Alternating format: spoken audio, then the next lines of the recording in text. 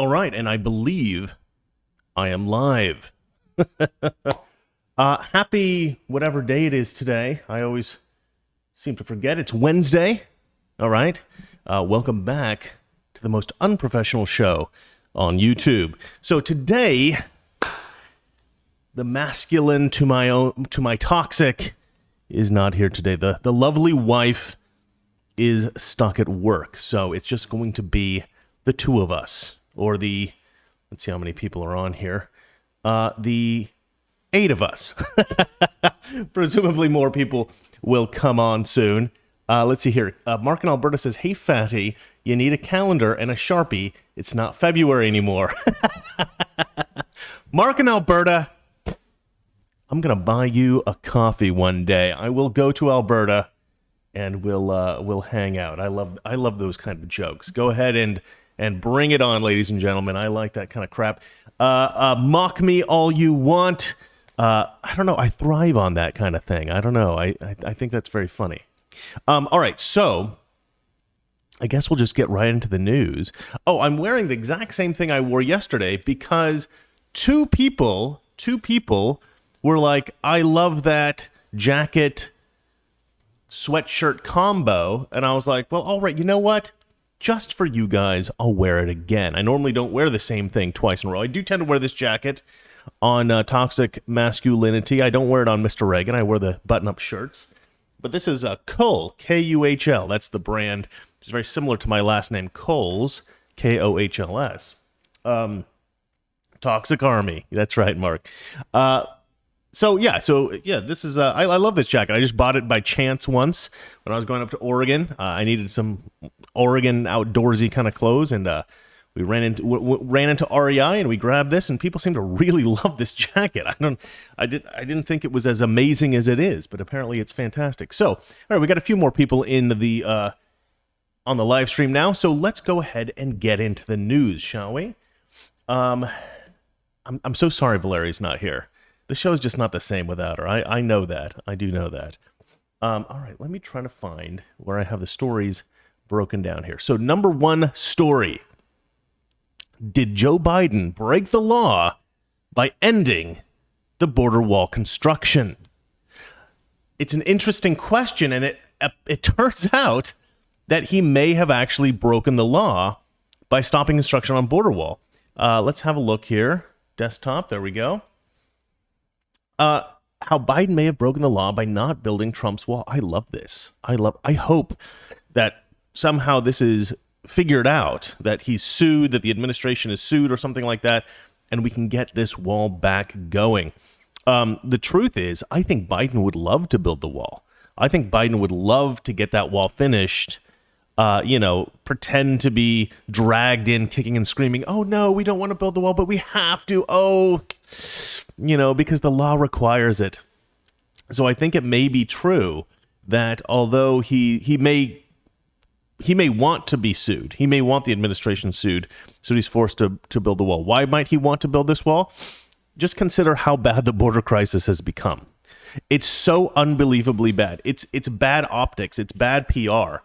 Even from a far, like a leftist administration that is beloved by the media, even they can't get away with this. Excuse me, I've got a popcorn kernel. That's not good. In the middle of my broadcast, that's right, I had popcorn last night. Big mistake. People say if you're on a diet, you should eat popcorn. It's good for you, but no. Keto, that's the way to go. Forget the popcorn. All right, let's have a look at this. What I was trying to say was I think that Joe Biden would basically be, to some degree, would be saved by the border wall, right? If there was no way for illegal immigrants to cross the border, Joe Biden would have a much easier time of things, right? He wouldn't have these pictures coming out, of these migrants that look like Chipotle burritos wrapped up in tinfoil, packed into these clear, I don't know what they're made of, plastic cages. And it's bad optics, even in the left-wing media. It's funny because I don't think they want to make Biden look bad, but I also think that now the left-wing media sees that Trump's gone, and they don't have a common enemy. And so there we go. I finally got it somehow. They finally have they finally have a little bit of breathing room. They don't have all this like hate clouding their minds. They can now see, oh, actually, yeah, the Democrats have a little bit of a problem here, and some leftist media is willing to post these photos, is willing to talk about the border crisis, and it's not making the Biden administration look good. They look terrible. So any desperate move they can make. I talked about yesterday, they had put all this money into hotels. Glenn Beck pointed out that if it's whatever they said, it was going to be like 1,200 families are going to stay in these hotels, and they paid like $86 million for them or something, these hotel rooms. So Glenn Beck is like, that's a lot of money for each family. Like, he did the calculation. He's like, that's way too much money for each family to house them. But I think probably it's over time. So it would be 1,200 families at a time being housed in these hotel rooms over a long period of time. That would be my guess. So it's probably not, the math probably doesn't work out quite as Glenn Beck was saying. But, he does make a good point. It's an obscene amount of money to spend on hotel rooms. Why are we spending money on hotel rooms for these illegal immigrants? Like, just figure out how to process them quickly and get them the heck back into their home countries. But anyway, yeah, so I think that in order to, to halt this crisis, right, to cauterize the wound that we have, yeah, I think that Biden would love to continue working the border wall, but he can't admit that it was a good idea from Trump. He can't admit that this was actually necessary. And so, because they obviously they called it racist for so long. So I think something like a mandate from the judicial system, the judicial, whatever you would call it, branch of the government. Yeah, that makes sense. Would actually be very beneficial to Joe Biden, because then he wouldn't have any kind of culpability, right? It wouldn't be on him that he was forced to build this wall. So I think that is what he wants. So it might have even been leftists that leaked this story, or pushed this to the medium. Let's see here. How Biden may have broken the law by not building Trump's wall. Investigation gets underway into freezing of billions in construction funds as administration struggles to contain border crisis. See, I don't think that an investigation would have been allowed if the Democrats didn't really want the wall. I think the Democrat politicians actually want the wall. This is to me, this is hilarious and astonishing. Let's see here. But it makes sense. It makes sense. Joe Biden immediately halted. Well, let me not read these little checkpoints here. Let me just read the whole thing. So Joe Biden may have broken the law by halting construction of the border wall. It emerged on Tuesday as the Government Accountability Office launched an inquiry. Yeah, there's no way they would have been allowed to do this if the Democrats didn't want them to. The president campaigned on the promise of immediately ending the building work along the U.S.-Mexican border. And once in office, he kept his promise. On Tuesday, Charles Young, public affairs officer for the GAO. What's GAO? I've heard that a million times. I don't know what it is.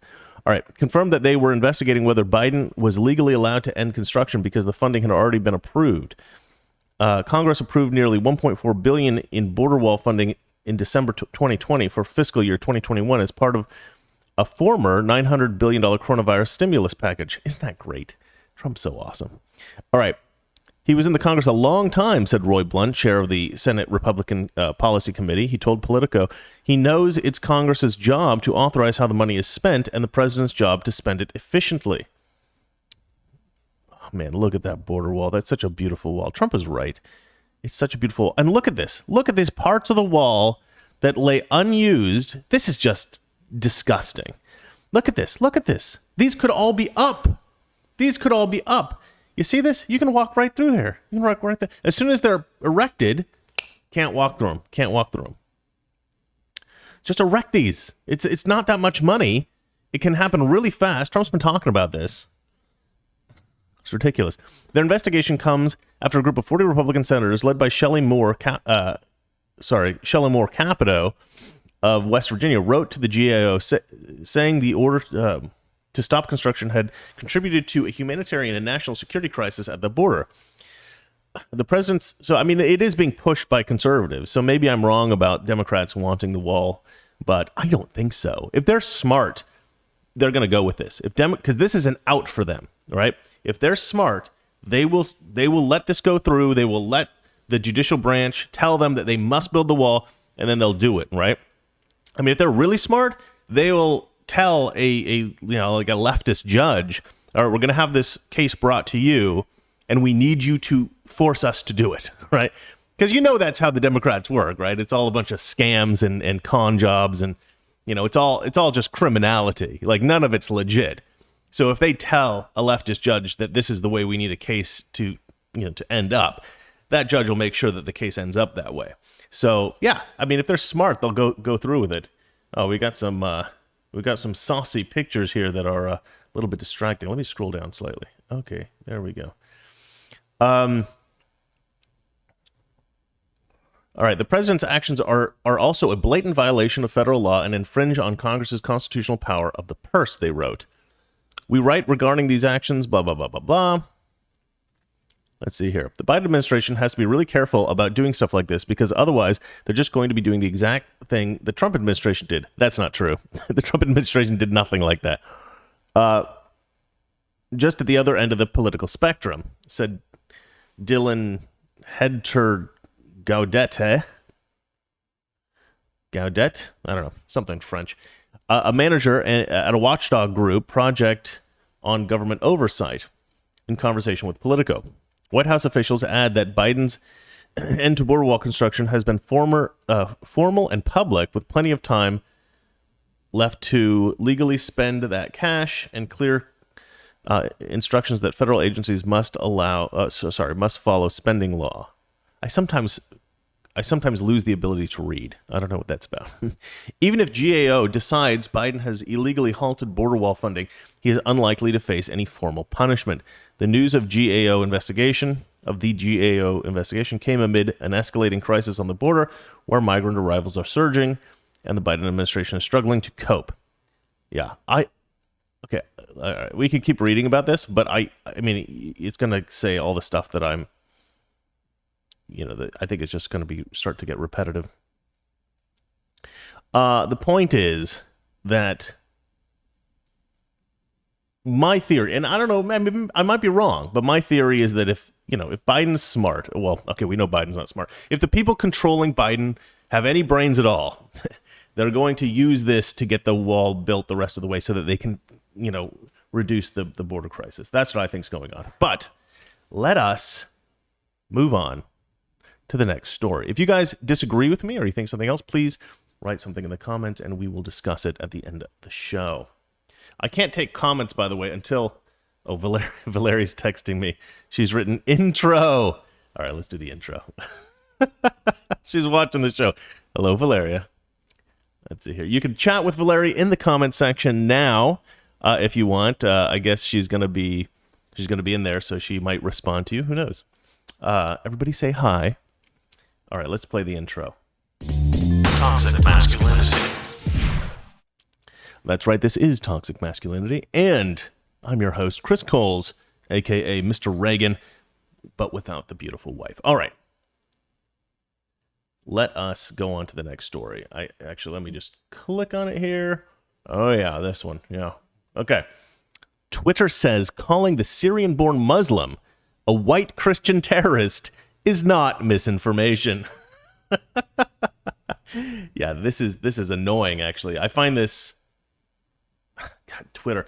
So for those of you who don't know, I actually made a 3-part video about Twitter and about how irresponsible they are and how biased they are and how much they lie. So I really encourage everybody to watch that. I mean, I would say just watch the first one if you're, but they're all so good. Like, I'm not saying that because I'm like some kind of genius, but obviously, but. The first part, the second part, and the third part are all critical because they all show different kinds of lies and different ways that Jack Dorsey and his minion Vijaya get away with. There was an echo in the intro. Yeah, that happens. Yeah, I should have turned my volume off, but whatever.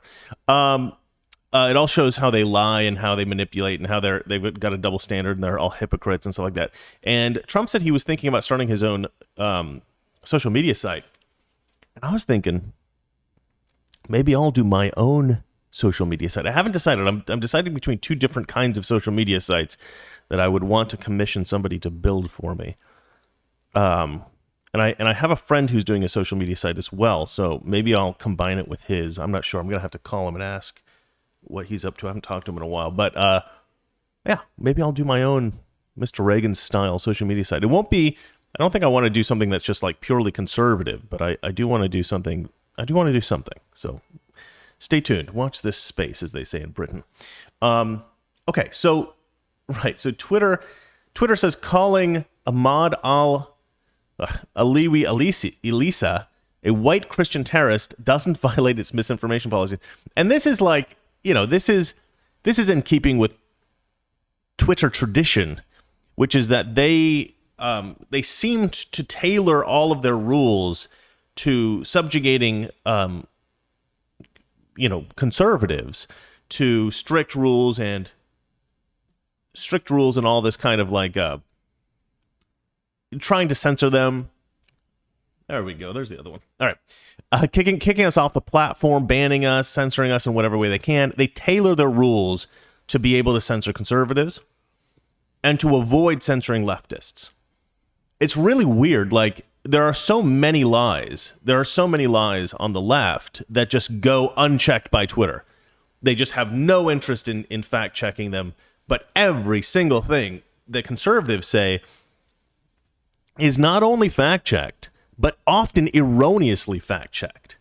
I mean, the most famous cases, of course, is the New York Post article where they're talking about Hunter Biden's laptop, right? That whole article was banned from the site despite the fact that it was 100% true. And, Twitter CEO Jack Dorsey had to come and apologize afterwards, but he wasn't. Was he sorry? I mean, I doubt it. They just love screwing with conservatives and helping leftists, and that's why we need to make our own social media sites. All right, let's have a look here. Okay, Twitter told Newsweek, this is Newsweek magazine, which isn't even a conservative, whatever you call it, journal or publication. Let's call it a publication. Twitter told Newsweek that characterizing accused mass killer Ahmad al-Aliwi Elisa, I just gotta do that name a few times so I can get it in my head. As a white Christian terrorist doesn't violate its misinformation policies, even though Elisa is from Syria and has been identified as Muslim. Authorities charged Elisa, 21, with 10 counts of first-degree murder in connection with Monday's mass killing in King Soopers grocery store. Why did it have to be such a silly name for a grocery store? In Boulder, Colorado. But prior to the suspect's identity being made public, the magazine said numerous Twitter users assumed the suspect was white and characterized the massacre as another example of racial injustice and white supremacy in the United States, as it followed the mass killings in Atlanta by a white male. We discussed this yesterday. Yeah, but anyway, we can get into more depth here. Let's see here. And lo and behold, that white supremacy narrative blew up in Twitter users' faces when authorities revealed that Elisa's family emigrated to the U.S. from Syria and that his own brother said in the past Elisa was bullied for being Muslim. Let's see here. More from Newsweek. Some users have deleted their tweets calling him white. Others have defended their claims, saying they were based on Elisa's skin color rather than his ethnicity. Newsweek put the misleading posts to Twitter. The social network has been accused... Sorry. That's kind of a weird way of putting that. Newsweek put the misleading posts to Twitter. That sentence doesn't actually make sense. All right. The social network has been accused of left-wing bias and anti-Christian prejudice in the way that it polices an anti-Christian bias in the way that it polices speech on its platform. Absolutely true. 100% true. It absolutely is biased 100%. Watch my videos if you're not sure about that. And I recommend watching all three, even though it's quite long if you watch all three. If you look at the view numbers, it progressively it's like halved every time. It's like the first video did okay, the second video did pretty terrible, and the last video like nobody watched. But all three videos are excellent. If you want to know why Jack Dorsey thinks the way he does, watch the third video. Watch the third video, Twitter video, because he reveals, he suggests sort of in the last video, at the end of this interview that he did with Joe Rogan, that he hates his father, right? And I think that's what it comes from, because his father was a staunch Republican, and his mother was a strong Democrat. And he hated his father, I think, and he loved his mother. And so he hates Republicans because of his father. It's kind of sad, actually. But, you know, the funny thing is, right, I think he considers his father like a bit of a bully, maybe. And so he has now all this power. And so he's censoring the people that he considers bullies, which are conservatives, right? He considers them the bad people because he doesn't like his father. But what he doesn't realize is that he's become the bully. He has become his father. Yeah, interesting point. So now you don't have to watch the third video because I just told you basically everything I say in it. In short. Let's see here. Okay. In January, for example, Twitter locked the account of the Catholic Review, apparently for tweeting an article that described Assistant Health and Human Services Secretary Rachel Levine as a biological man identifying as a transgender woman. I don't know how that would be a violation of their policies. I'm very, very, very aware of their policies because, you know, I watched this entire interview with them, and this actually shouldn't violate their policies. The way that they've written this specifically, it shouldn't violate their policies. A Twitter spokeswoman said the white Christian terrorist tweet and other false posts did not violate its rules. The tweets referenced are not in violation of Twitter rules, the spokesman noted, according to the magazine. We will not take action on every instance of misinformation. Currently, our misinformation rules cover COVID-19 misinformation, synthetic and manipulated media, so like deepfakes, and civic integrity. Civic integrity is code for you basically can't say that the 2020 election was not 100% legitimate. Of course, we would never say that on this channel because, as we all know, YouTube, the election of 2020 was totally legitimate. Biden totally won. There was nothing weird going on at all. Okay, moving on. Newsweek said Twitter's policies on synthetic and manipulated media include deepfake videos and civic integrity.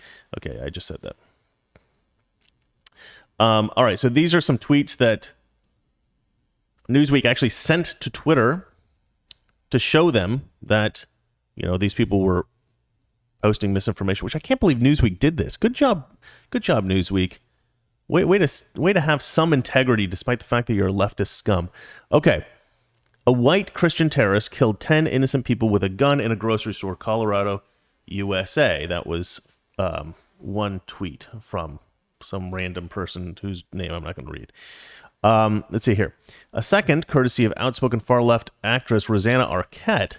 Rosanna Arquette writes, "Call it what it is. White supremacist domestic terrorism." Somehow it's funnier when she writes, "Call it what it is," because that's not what it is. It's looking at a briefcase and saying, "Call it what it is.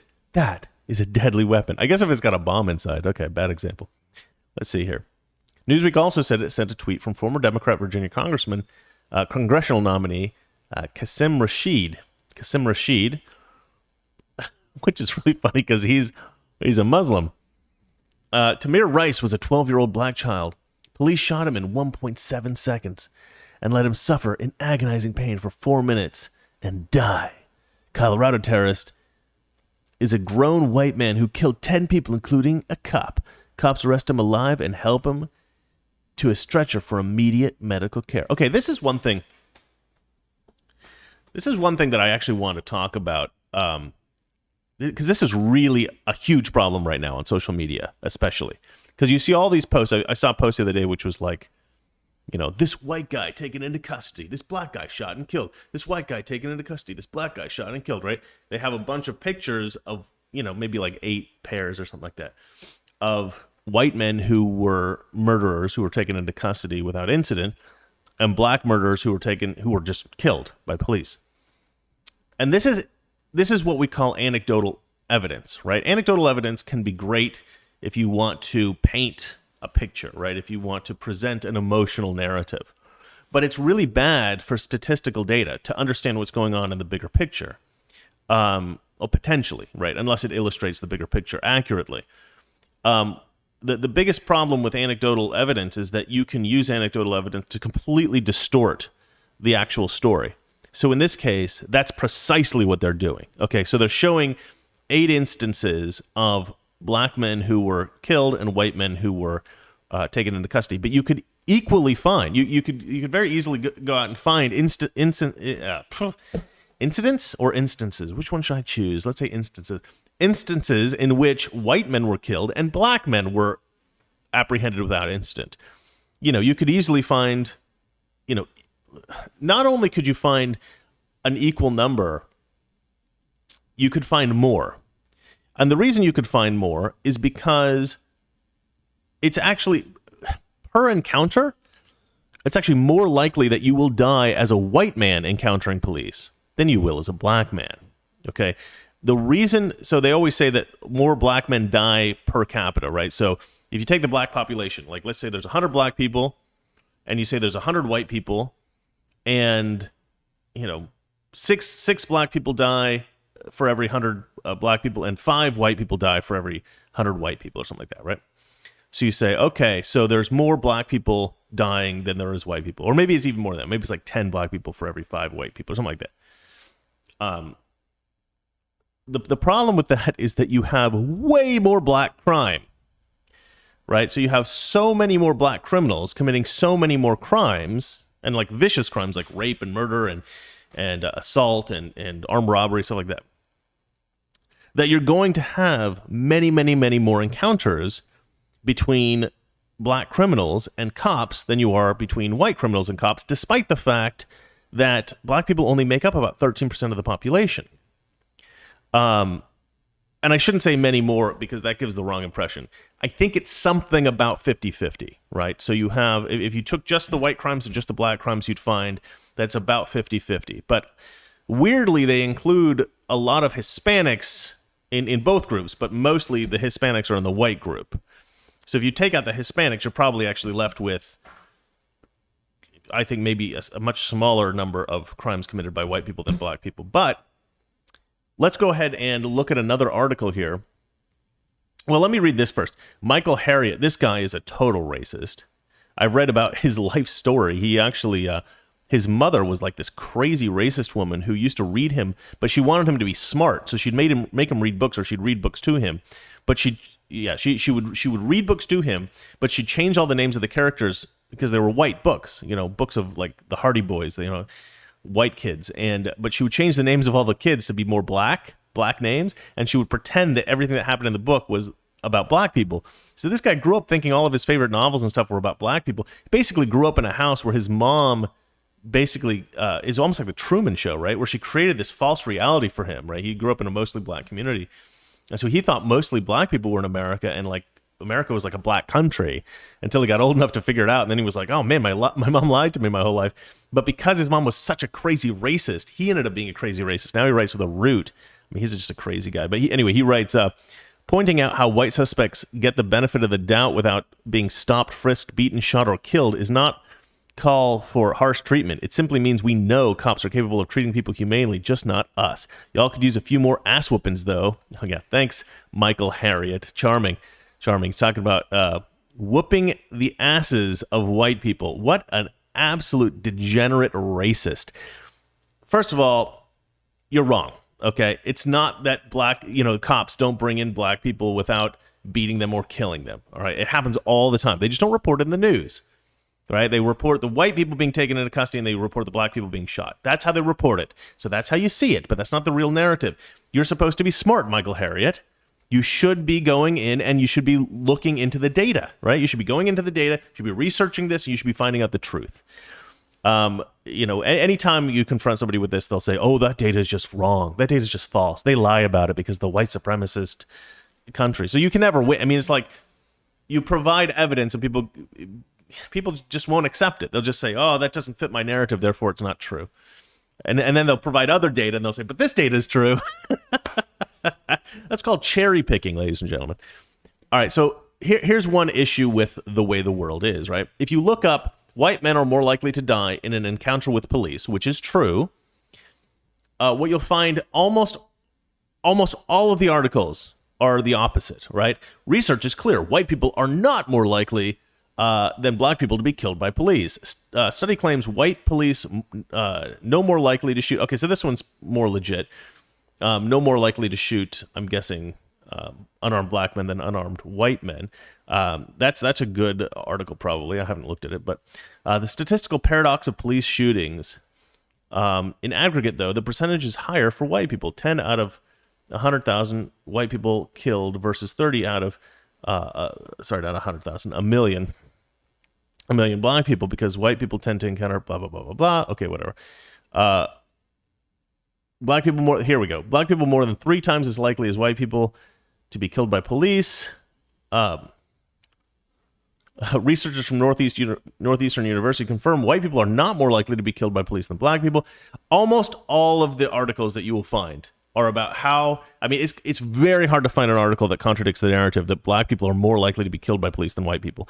That is across the board what they're telling everybody all the time, every minute of the day, 7 days a week. That's constantly the narrative coming out of the media. But it's not true. The truth is black people commit more crime and therefore put themselves in position to be killed by police more often per capita, based on their demographic group. But the reality is, per incident, white people are more likely to be killed than black people. All right, so let's have a look at this. This is from the Washington Post.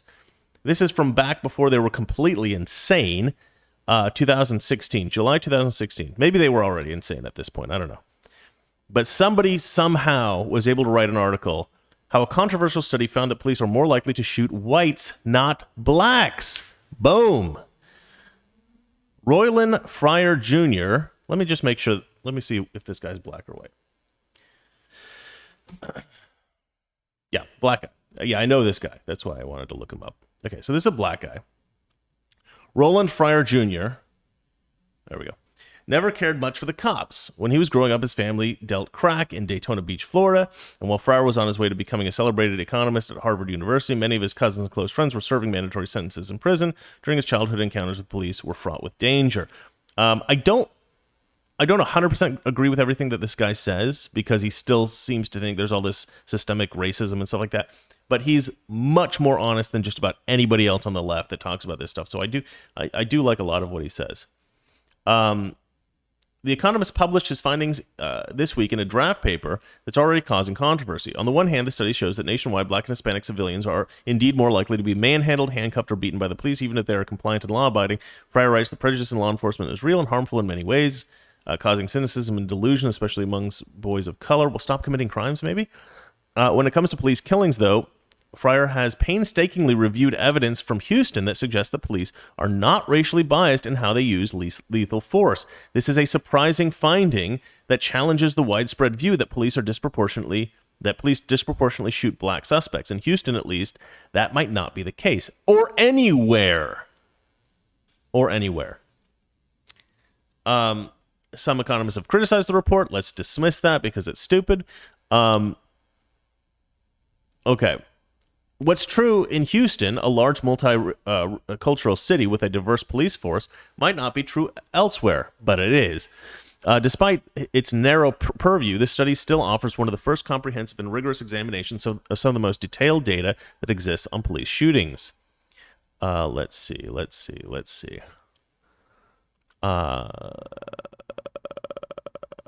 Okay, findings, blah, blah, blah, blah. Okay, startling data on police shootings. There we go. The data from New York and the federal survey did not contain enough information about killings by police for Fryer to draw... God, look at this, Rachel Levine. You're a dude with long hair. Stop pretending. Okay.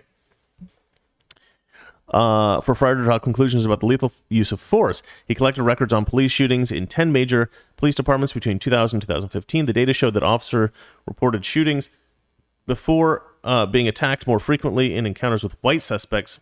Sorry, I didn't read that correctly. I'm going to do it again.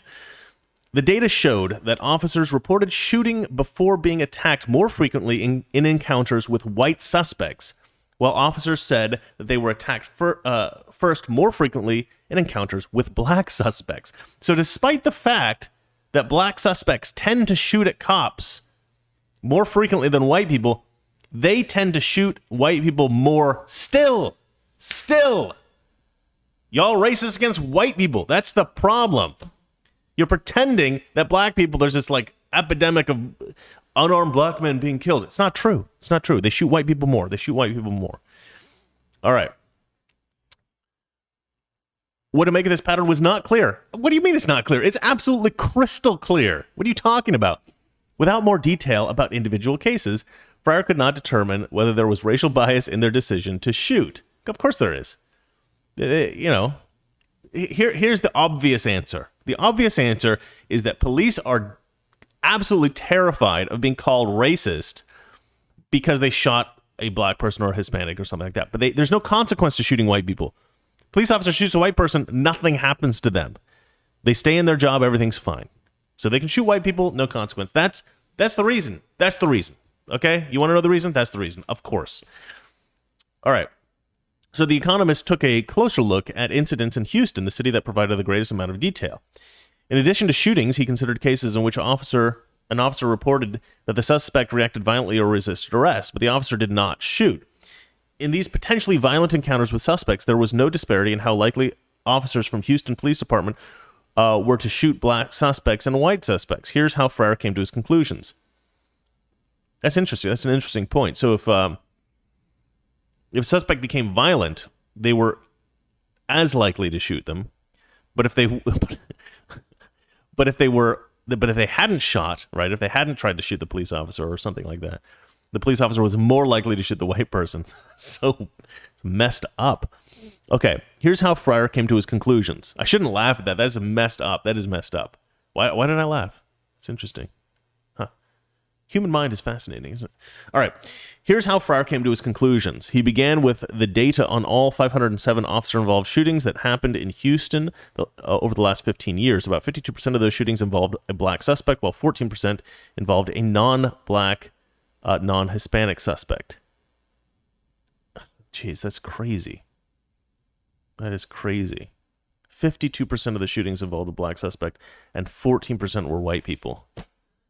That is mental. But again, it's not because they're racist against black people. It's because black people commit so much more crime. All right. Since Houston is 24% black, the fact that more than half the police shootings involved black people might seem like a sign of racial biased policing. Yet it's also possible that Houston police more frequently encounter black residents in dangerous situations. Thank you. I can't believe the Washington Post even put out this article. To me, this is amazing. Somebody's probably going to see this and be like, we got to take that article down. This is the truth, ladies and gentlemen. This is the truth. This is the stuff that needs to get out that nobody talks about. It drives me nuts. I'm sorry I'm taking up so much time with this, but this is important. To account for this possibility, Fryer analyzed encounters with police in which the suspect was arrested on a charge that indicates a potentially dangerous situation. He analyzed arrests in which officers accused the suspect of one of the following charges. Assaulting the police officer, attempted capital murder of police officer, resisting arrest, evading arrest, interfering with an arrest. About 58% of such arrests involved black suspects. Amazing. While only about 12% of the arrests involved non-black, non-Hispanic suspects, i.e. white. I'm glad that they took the Hispanics out of it, actually, because this is it's much more telling when you take the Hispanic aspect out of it. And that's not because Hispanics are necessarily violent or bad people or anything like that, okay? And we're not saying that about black people either, right? We're specifically talking about the criminal element, right? Criminals, bad people. But there are Hispanic gangs, right? That's a common thing that you'll find in certain kinds of cities, especially, I think, probably Houston, you'll probably find Hispanic gangs. So it's good to take the Hispanic demographic out of that. Those statistics are pretty similar to the statistics from the officer-involved shootings.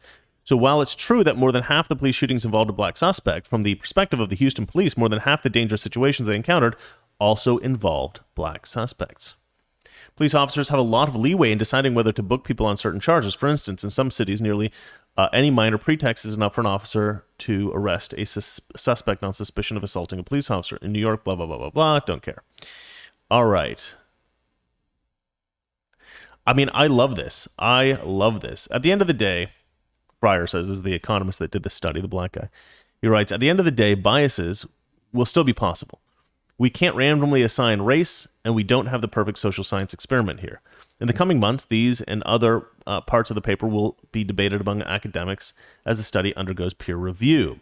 As Washington Post stated, you know what's funny about this? I think, if I remember correctly, this article was published, it was peer-reviewed, it was considered to be solid academic research, and it was well-respected.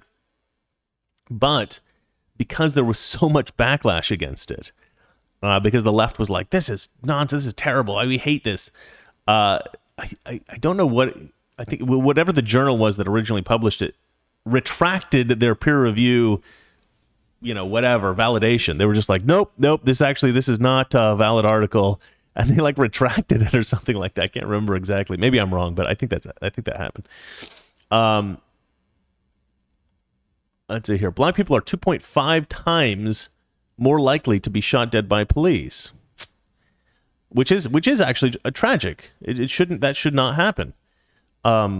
Looking specifically at the 93 fatal shootings of unarmed civilians recorded by the Post, one scholarly analyst concluded that those civilians were significantly more likely to be black than white, even after taking into account the level of violent crime in the neighborhood of the killing.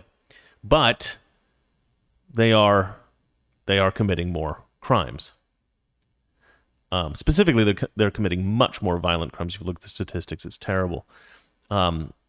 Friar study goes a step further, looking at the broad range of details of individual cases and attempting to determine the level of danger the officer might have confronted. Friar, however, still does not have the answers he wants, he said.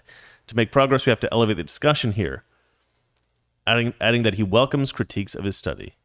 If folks want to ask hard questions about whether Houston is representative, or what if we use Chicago, God, man, ! Friar said, that's where we need to be in these discussions. I mean, I do think that he would have liked to find bias. Maybe not.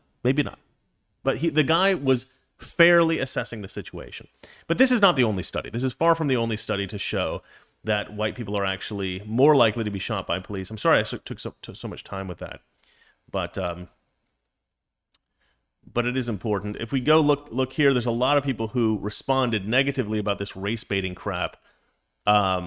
This guy, Greg Price, he writes, race baiting blue checks immediately assume that the Boulder shooter was white. Turns out he's Middle Eastern. Well done, race baiting blue checks. Caleb Hull writes, and again, and this, he posts this thing. This narrative really isn't going to age well because everybody keeps saying he's white and this is about white supremacy and all this. I actually responded about this on my Twitter. Let's see here. Where's my Twitter? There it is. So this woman, Amy Siskind, who's like a known leftist piece of human garbage, she writes, let's mourn the victims, but not... Okay, so after she wrote something about how he's a white male and he's this is all white supremacy, she then wrote, let's mourn the victims... after she found out he was a Muslim, she wrote, let's mourn the victims, but not glorify the killer with the attention of having his name widely known. So then I wrote... Oh, he's a Muslim? Crap. Nobody say his name. Maybe we can still pretend this guy was a racist Trump supporter! ! And I got quite a few likes compared to normal. I don't usually get that many likes, but the amazing Sebastian Gorka retweeted me, and often when he does that, I get more likes than usual. I have two friends that retweet me occasionally.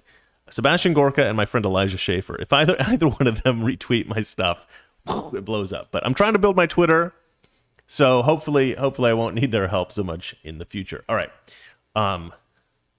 Let's see here. Let's move on to the next story. We actually have quite a few stories, so I got to go quick here.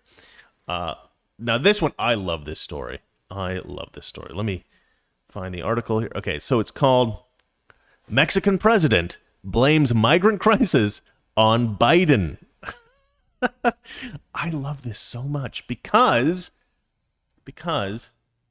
it's so unexpected. We read an article the other day about Mexican officials saying that Trump's policies were better, and that that Biden's policies exacerbated this. Let me check the comments just to make sure nothing horrible is going on here. Yeah, everybody seems to be okay. Nobody's complaining about the audio or anything like that. So, all right, okay. So yeah, I don't have a lot of viewers today. I don't know what's going on, but anyway, guys, thanks for watching. The ones who are here. All right, let's move back to this story. Mexican President Andre Manuel Lopez Obrador blames migrant crisis on Biden. So now we're not only saying that Biden's doing a worse job than Trump, or that his policies have aggravated the migrant crisis. Obrador is now just saying straight up, the migrant crisis is Biden's fault. I love this. Now, full transparency, full honesty, Biden doesn't control anything, right? He is a puppet, and his puppeteers are at fault here. But let's continue reading. You guys understand that? Let's continue reading. Mexican President Andrés Manuel López Obrador blamed President Biden, I hate when they write that, for the migrant surge that has erupted into a full-blown border crisis, arguing that the expectations he set left migrants with the perception that they would be led into the U.S. Whoever wrote this, New York Post, you're a good writer. I can read this very cleanly and easily. López Obrador made the remarks while speaking to reporters Tuesday, the morning after his government met with Biden's envoys for the region, who were visiting to address the record spikes in illegal border crossings. Expectations were created that with the government of President Biden there would be a better treatment of migrants, and that's caused Central American migrants, and also from our country, wanting to cross the border, thinking that it's easier to do so, he said at his daily morning presser. López Obrador, a center-left populist who developed a positive working relationship with former President Trump, added, people don't go to the United States for fun. They go out of necessity. Exactly. And we don't, I on this show have always said, well, not on this show, but just in my personal life, I've always said that if I were a poor Mexican man, in his, I used to talk about this back when I was younger, in my 20s. I was used to say, yeah, I'd jump the border. If I could somehow get across the border and make more money for my family, I would definitely do it. I mean, I think everybody would. Right? You want to help out your family. What's more important? Some other person's country's border laws or feeding your family? Of course you're going to try to cross the border. And of course I have sympathy for these people.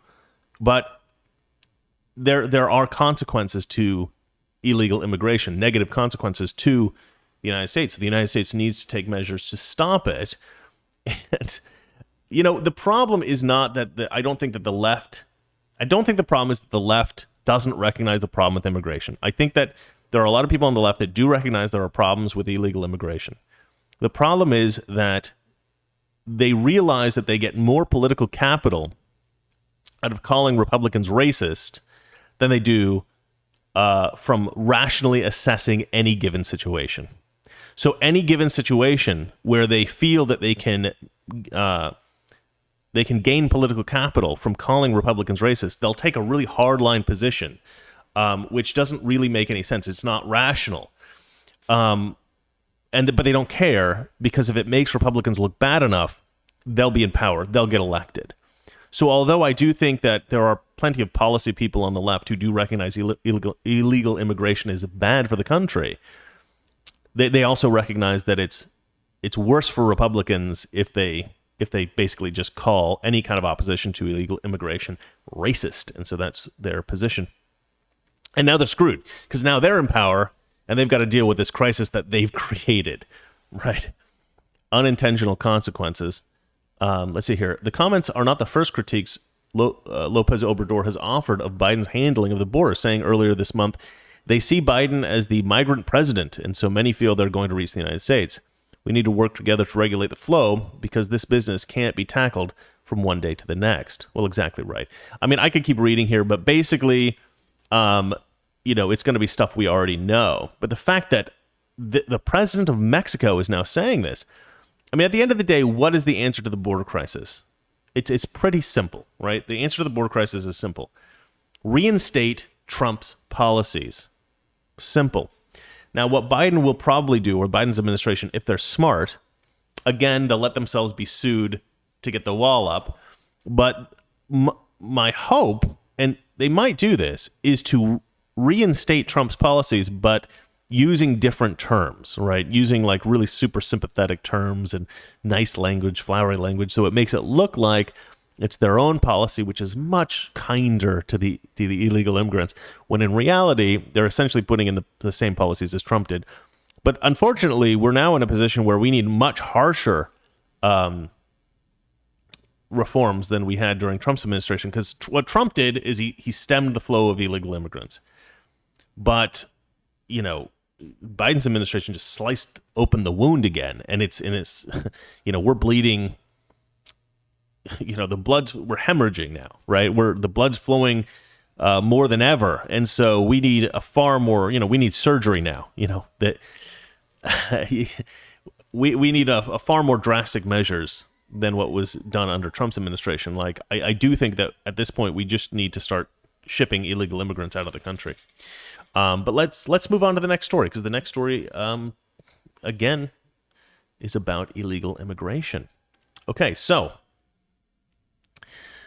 illegal immigrants to receive over $4 billion in stimulus money. This is insane.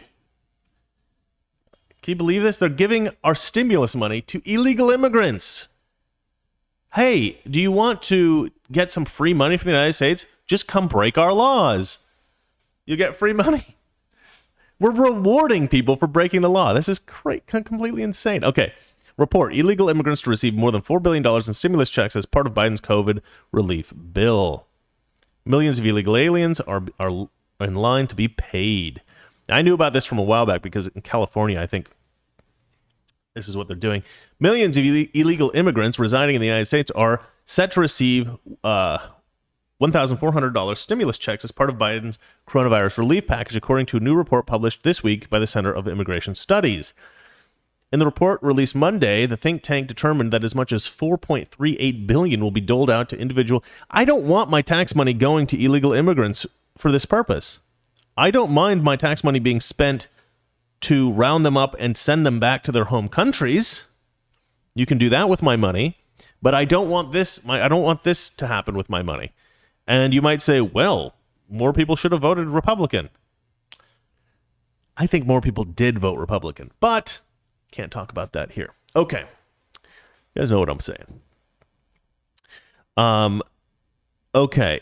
During the debate over the legislation, Ted Cruz took issue with that part of the bill's language, and he urged it would result in payments to illegal aliens.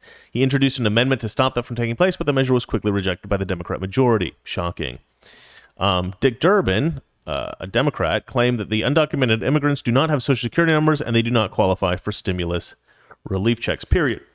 But CIS Director of Research, Stephen Camarata, responded to Durbin's claims in the report, stating, "This is incorrect. We estimate that there are 2.65 million illegal immigrants who have Social Security numbers that allow them to receive stimulus checks. We estimate that 2.1 million of these individuals have incomes low enough to qualify for the checks, and they have 1.1 million U.S.-born dependent children." Holy moly. As a result, illegal immigrants could receive an estimated $4.38 billion in cash payments from the American Rescue Plan. What else? Anything else? Yeah, I'm done with this story. There's nothing. Okay, well, let's see here. There are 653,000 illegal immigrants with deferred action for childhood arrivals, and oh, hello, cat, and 411,000 with temporary protected status. CIS noted, adding, in fiscal year 2020, what are you doing? You're stealing the limelight, buddy.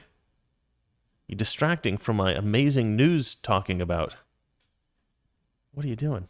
Hey, Aston, come on. Get. Thank you. Anyway, long story short, illegal immigrants are going to get a ton of our taxpayer money, which is.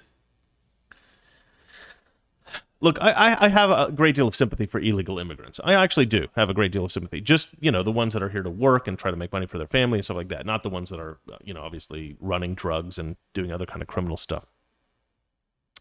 But anytime we present any kind of legislation that helps out illegal immigrants in a significant way like this, we just encourage more illegal immigration. See, here's the problem.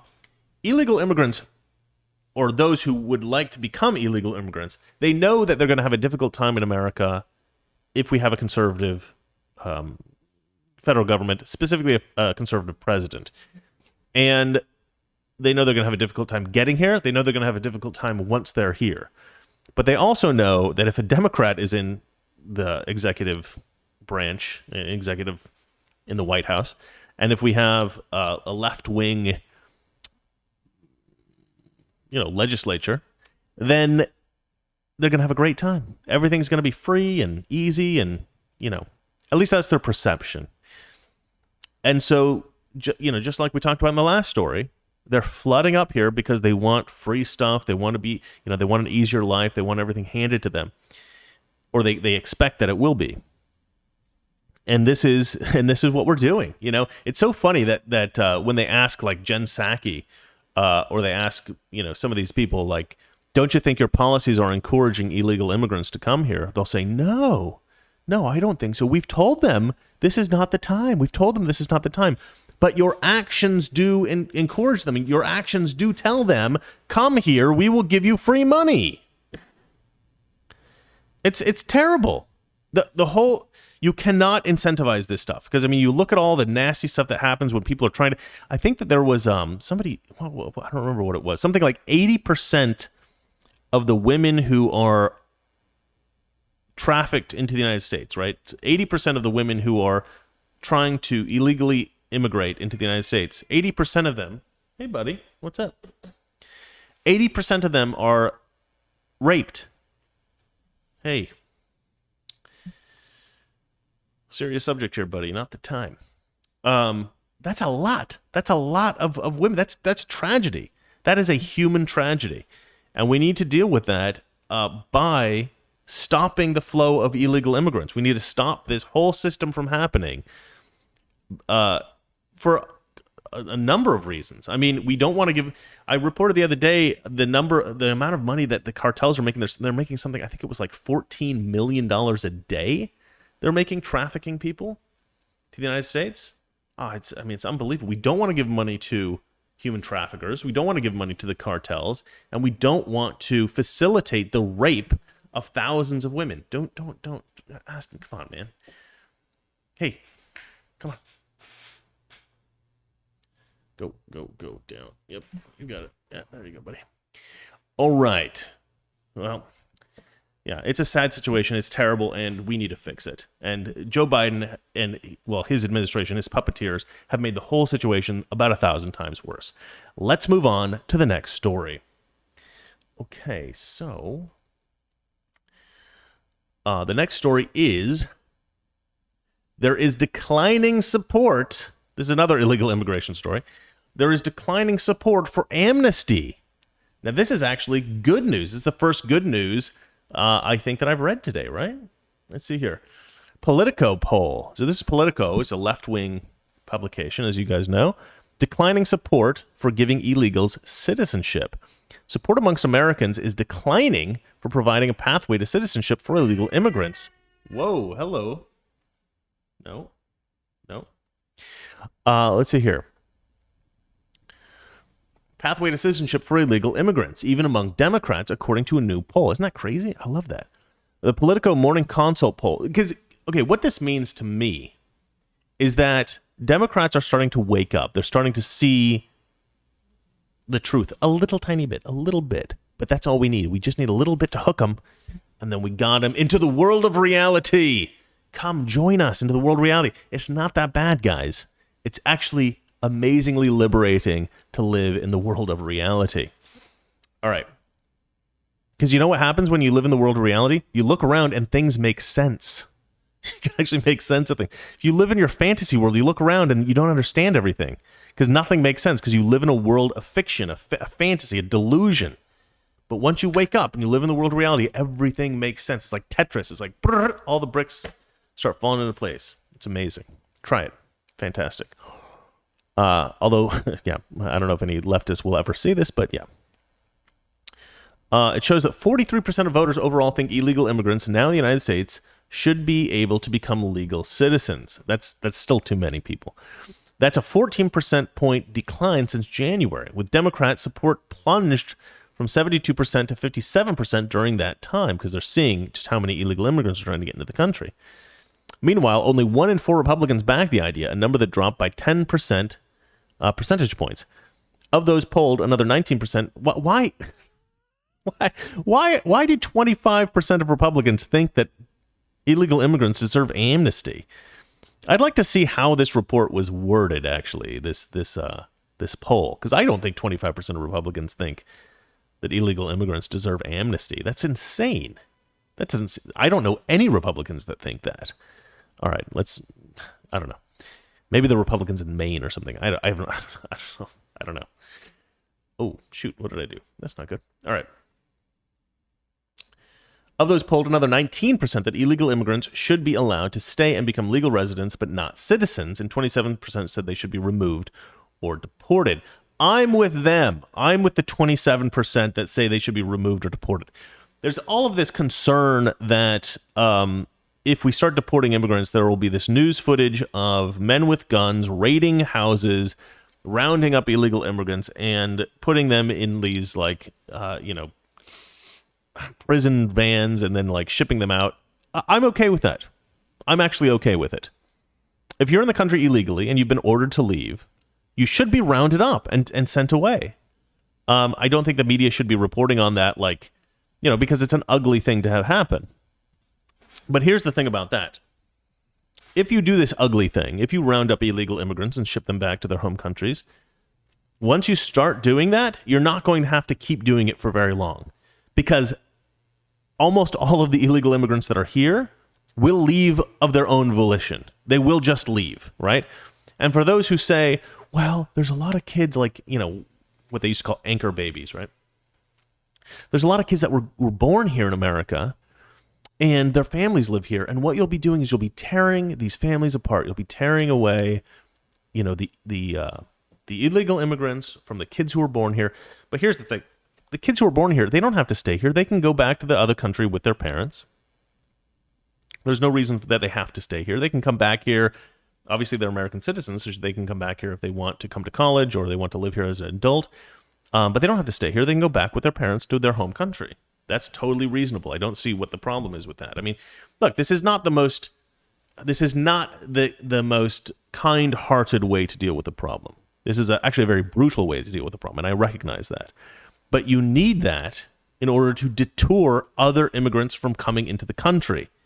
We need to have a secure border where we can tell who's coming in and who's coming in. We don't care who's leaving. But we need to know who's coming into the country. We need to. That's critical. When you're the number one country in the world, there's a lot of people who want to abuse your country. Either they want to bring drugs in, to make some money. They want to scam people here. They want to... Or they terrorists want to come in and knock you off the hill, right? Because you're the king of the hill. You know the game, the king of the hill. That's the way the world thinks. People think that the whole world just thinks like us. We're all just, everybody loves, nobody's racist. Everybody loves minorities. Nobody hates gays. Everybody just loves gay people and trans and all this. No, most of the world doesn't think like that, guys. Most of the world is brutal people. And they want to come into the country and they want to mess it up here, right? A lot of people do. Because we're the king of the hill. We're the best country. So everybody thinks, they look at us and they go, they're the best country. Let's knock them off their perch. And it's starting to work because leftists are letting it happen. It's terrible because they don't recognize the threat. They don't realize people hate us.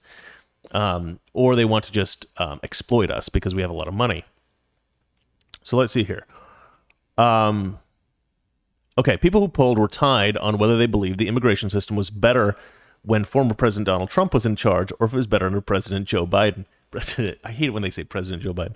Better under Joe Biden. See, to me, this is ridiculous. Okay, this is just pure delusion. This shows, but also it's Politico, so I think these numbers are a little bit wrong. I think it's probably far better than this even says. So it says, under Trump, the question is, did it get worse? 40% say it got worse. 12% say it stayed the same, and 40% say it got better. No, it didn't. It got better, period.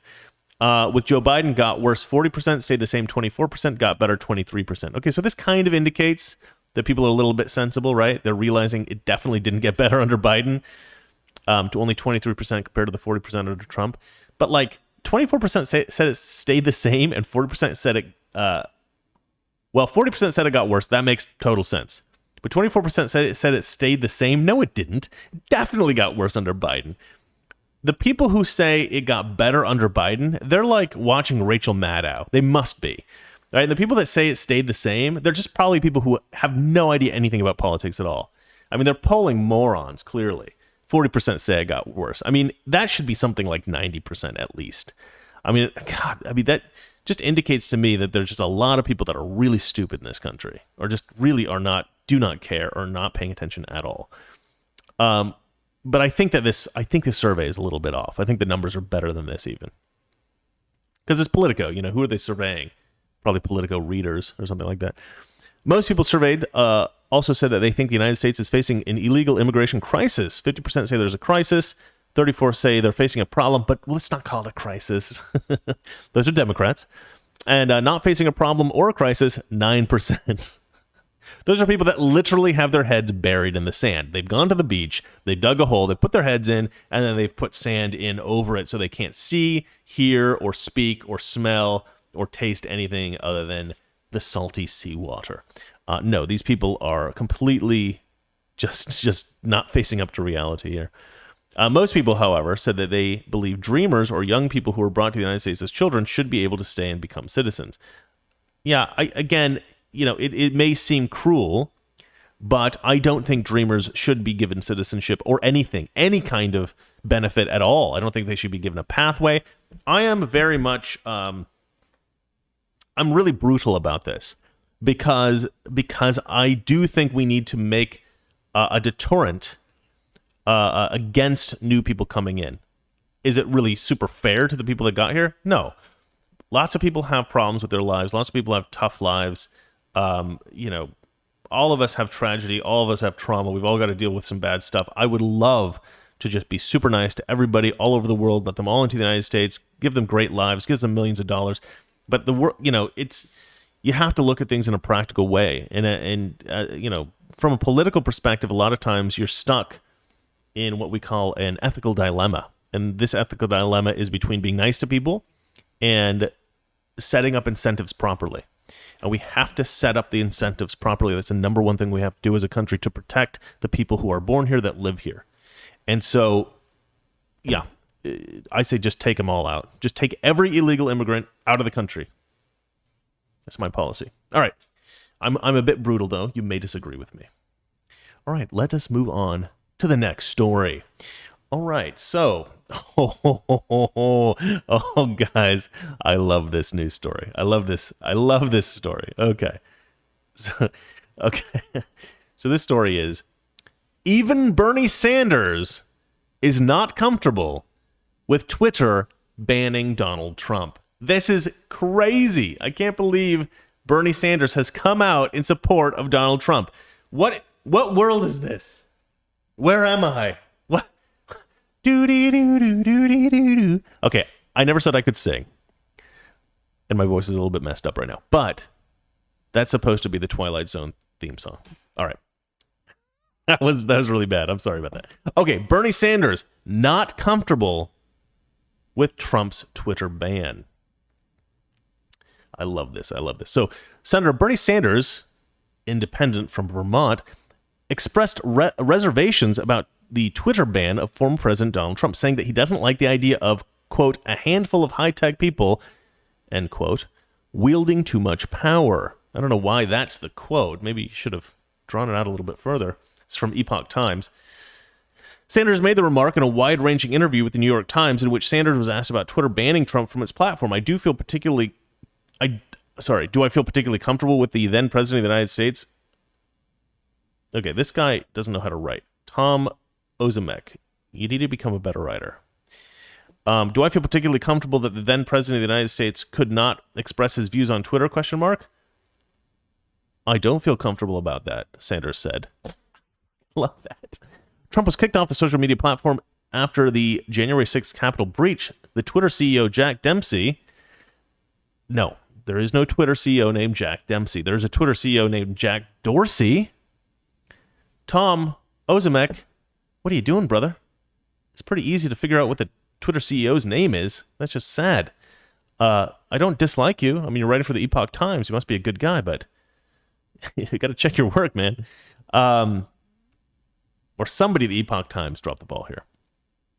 With Twitter CEO Jack Dempsey defending the decision in a series of tweets a week later. I'm not going to go into that. I'm not going to read this whole story. But what I am going to say is this kind of supports a theory that I have about Bernie Sanders, which I've had for a while now, because during the election, I went through and I did a deep dive research into all the candidates. And I especially did a deep dive into the prominent candidates like Bernie Sanders. And one thing I found about Bernie Sanders is that I don't think Bernie Sanders is actually a committed socialist, which a lot of people are going to think I'm crazy for that. But what I found was that Bernie Sanders, I think, found that when he was younger, like when he was in college, he discovered that like the socialist organizations, the far left organizations, were a great way of getting chicks. Because if you look at old pictures of Bernie Sanders, he's not a good-looking guy. You know, he's got that kind of weird Bernie Sanders way of doing stuff, and he's always been like that. He's always been a bit of a weird guy, like a little bit antisocial, like a little bit of a, maybe a problem. But he loves the ladies. He definitely likes women. And so it seems like Bernie Sanders has been, for his entire life, he recognized that he could get girls if he was a leftist. And then beyond that, he realized he could get power, he could get more popularity, he could make money by being a socialist politician. So I think for Bernie Sanders, being a socialist is all about personal gain. I don't think it comes from a place of principle at all. And I think a lot of the policy positions he has are not policy positions he would ever implement if he were actually like the president, right? I think that a lot of the way he speaks is bombastic rhetoric. I don't think he ever thought he would ever be president, and I think that he doesn't suspect that America would ever actually embrace socialist ideas. And so he can safely espouse socialist ideas, get a lot of attention from kind of like weird people, and become more popular himself personally without actually endangering the country and pulling it into a socialist nightmare. That's what I think of Bernie Sanders. I don't think that he is in any way a real socialist or a socialist in principle. I don't think so. I think that he's a self-interested, he's just selfish. He's just a selfish man. He doesn't really care about the country that much. He doesn't really care about policy. He doesn't really care about anybody. He just cares about Bernie Sanders making more money, being more popular. He always says millionaires and billionaires are terrible, they're terrible, but now he's a millionaire, Bernie Sanders cares about Bernie Sanders. That's it. That is it. He doesn't care about you. He doesn't care about anybody. He doesn't care about socialism. He doesn't care about Russia or Cuba. He doesn't care about any of that. He cares about being provocative, making a name for himself, getting power. And because think about it like this. Donald Trump in a Marxist system, any kind of Marxist system, censoring his speech would be fine. There is no First Amendment in the Soviet Union. There is no First Amendment in China. There is no First Amendment in Venezuela, in Cuba. There's no First Amendment in communist countries. So Bernie Sanders' whole position is like this socialist, insane nonsense utopia, which, can't possibly exist. And now he's saying, but actually, it's a little bit disturbing. I mean, he's kind of exposing himself here a little bit, which is that he does probably to some degree recognize the value of the ideals of, the American Republic. And so he is conflicted between his, the illusion of what he says he believes, this BS socialist nonsense, and the reality, which is that living in a free country, you have to have the First Amendment, and you have to have democracy. You have to have, you have to live in something like democracy, a representative democracy, something like that. Socialism doesn't really work. He knows that. He's a fraud, is what I'm trying to say. Bernie Sanders is a fraud. Okay, moving on. Next story. This is the last story of the day, ladies and gentlemen. I know we did quite a few today, but I wanted to go, there were a lot of great stories today. I wanted to cover them all. All right, so this one is, this is crazy. Okay, guys.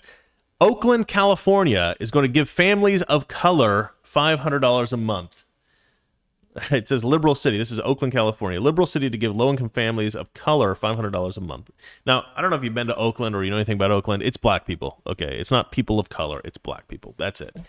I mean, there are some Hispanics and some Asians and stuff like that, but it's like, I wonder if, let's see, Ian, let's do Wikipedia, Oakland, California. Let's check out the demographics. Boom. Race and ethnicity. Oh, look, actually, there's quite a few white people in Oakland. I didn't realize that. Black alone. Is this Oakland? Oakland's population? Okay, so I guess it's a lot bigger than I thought it was. I know of Oakland only from the stereotypical stuff in the media. So I guess other races is quite a big chunk. We've got 2 or more races. Okay, Pacific Islander is a sliver. Asian alone, that's this green. So that's actually quite a few people. Asian. Very few Native Americans, and black. This is the blue section. So white alone actually is the biggest group, but it would be something like 65% of people who are not white. Something about 65% of the population would be getting this money. So I thought it was mostly black people. Okay, I am wrong. I stand corrected. It's very rare that I come on the show and I just go, I am wrong, but it does happen. It does happen. But look at the image that they've used. So they're buying into the stereotypical media stuff too. I didn't realize Oakland was so diverse, but apparently it is. I have a friend that lives near Oakland, and he's a far leftist. He's Jewish, but he doesn't live in Oakland. He lives in Berkeley, which is much nicer, from what I understand. Anyway, this is by Brianna Lyman. Let's see if she's a good writer. Well, this is the issue that I have. I mean, okay, there's a lot of issues I have with this, obviously, but this is ridiculous. Look at this. This is the great white hope, ladies and gentlemen. This is one of these white leftists who think, I'm going to save all the black people. They're like these super patronizing, horrible people. I don't think black people can really make money on their own because they're just not smart enough, so I'm just going to give them money. Ugh. God, these stupid people. They're so friggin' patronizing. If you really care about black people, you will give them a better education and you'll give them better jobs. That's it. That's what they need. Okay, better education, better jobs. They need a better culture as well, so you need to talk to them honestly. You need to talk to them maybe brutally honestly. But black culture is not good, okay? It's terrible. It discourages black kids from getting education. It encourages violence. There's a lot of bad things about black culture. And so we need to look at those bad things, and we need to adjust. And it's not just me talking about that, right? Black people are constantly arguing about how bad or good their culture is. White people have been removed from that conversation. And I think that's terrible. We should all be able to engage in it. If you really care about black people, hold on a second. The wife is writing. It says here. Wait, what are you talking about? What are you? Oh, I clicked on the wrong thing. All right, she wrote, why instead of me is there a black rectangle on the screen? I don't support Black Lives Matter. Because that camera is off. I clicked the wrong thing. There we go. Sorry, ladies and gentlemen.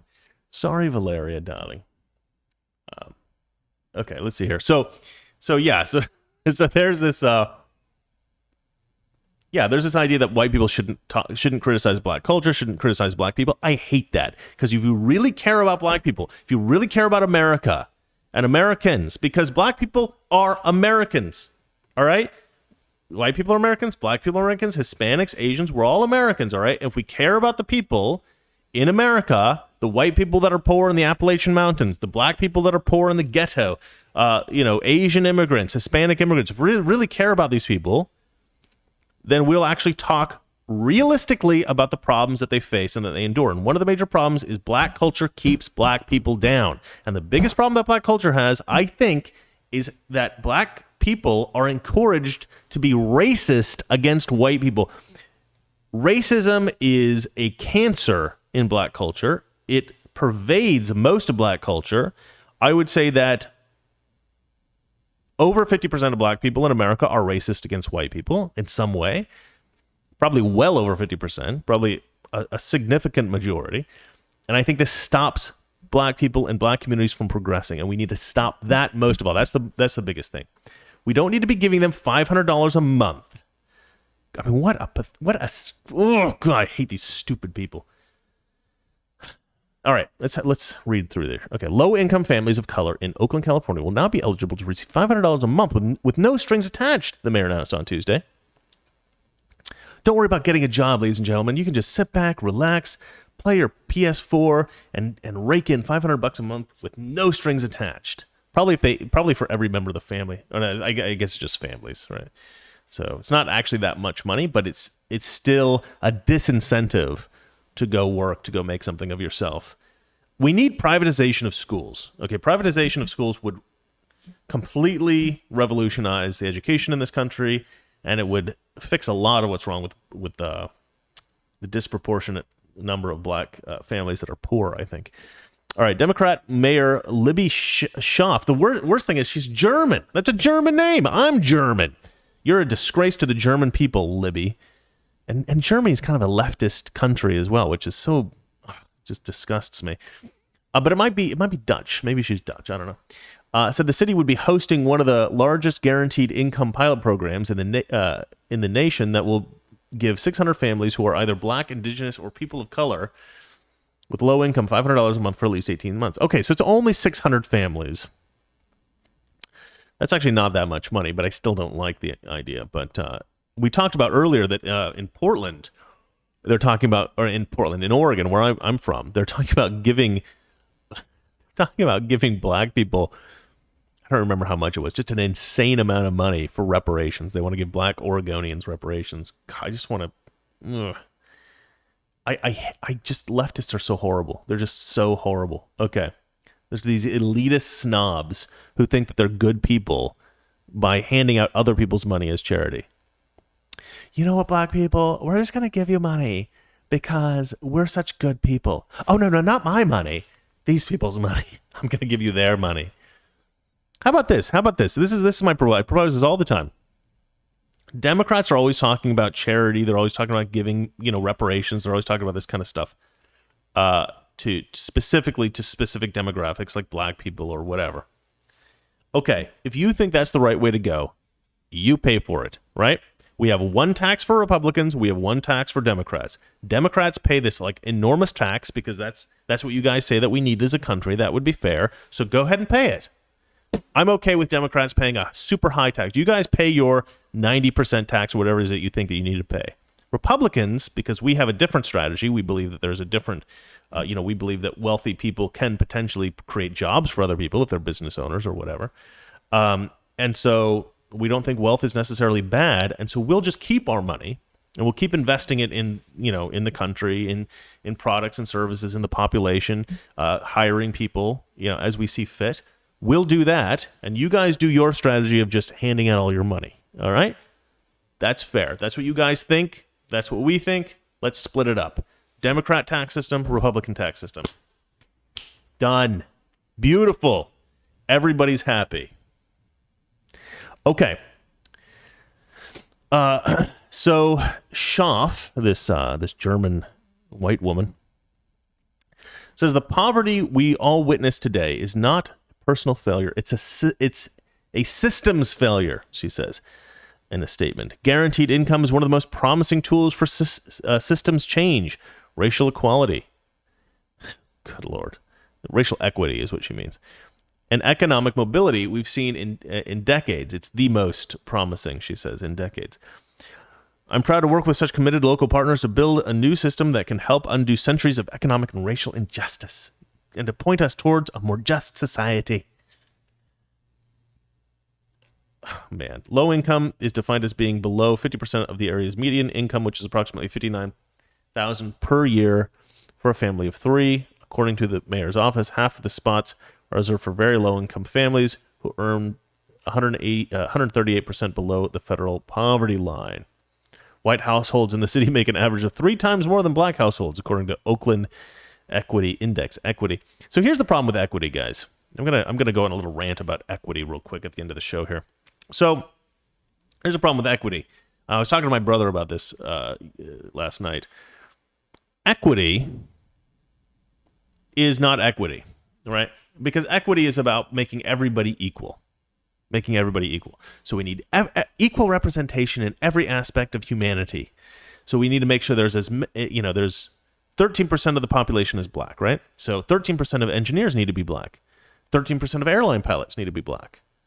13% of billionaires need to be black in America. 13% of authors need to be black. 13% of basketball players should be black, right? Because we don't have equity in the NBA, do we? We certainly don't have equity there.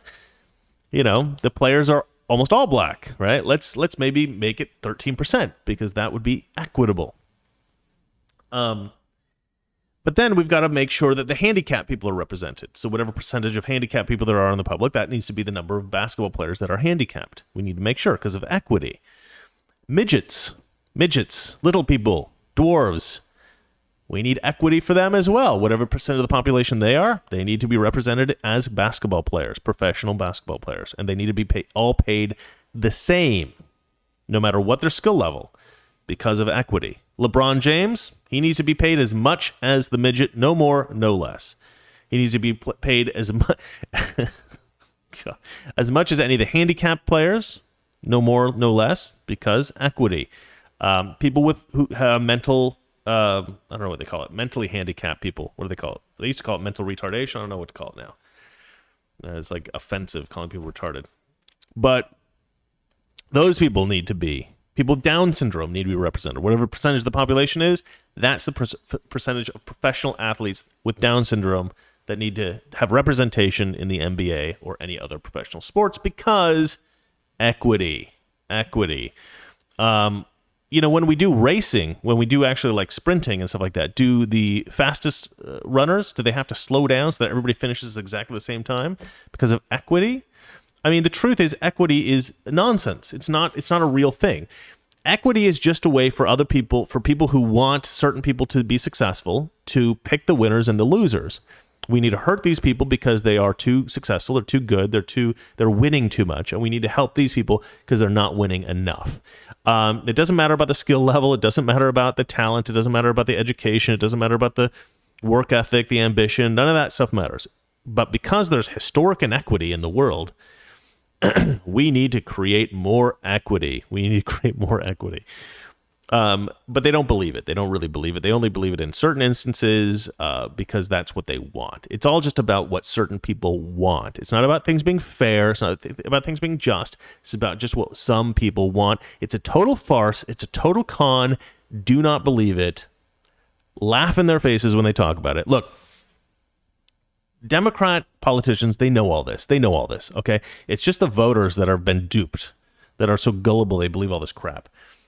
The Democrat politicians are, in fact, criminals. They're con men. They're criminals. I know I say that every episode, but it's true. All right. Okay, this is going kind of long, I assume. What are we at? Yeah, I've already gone half an hour over. I'm so sorry that this lasted so long, you guys, but I'm so happy you stayed with me, and I will jump into the questions and comments now, if anybody has any, and let's see if you guys have anything that you want to say. Okay, this thing, so because I'm not on this, okay, section, okay, here we go. Sean, oh man, guy, I don't know, I can't pronounce words. Sean Boheen, pretty sure that's how you pronounce your name. I don't know if that's right. Boahene. It's a strong sounding name. It sounds good. Speaking about privatizing schools, you hear about the young man who created a school for black teen boys. He was criticized by Roland Martin because he said blacks need to rely on themselves, not government. Man, Roland Martin is just a total piece of work, isn't he? I did not hear about that. I will actually read about that when I end the show because I find that fascinating. I love the idea of the privatization of schools to help literally everyone. It would help literally everyone. Because what you would end up having, because my brother, I'll tell you a story about why it's so important to me, privatization of schools. My brother had dyslexia when I was growing up. It was very severe. He couldn't read. He could not learn how to read. Okay, the public school that he was in could not teach him how to read. My father made a decent amount of money from a business that he had started. We have a plastic extrusion business up in Oregon. And my mother was a dental hygienist. Well, my mother quit her job because my parents had a discussion about this. How do we help Nick? How do we help my brother out? And my father, who was also dyslexic, was basically like, I'm not going to let that kid grow up unable to read. So we're going to fix this.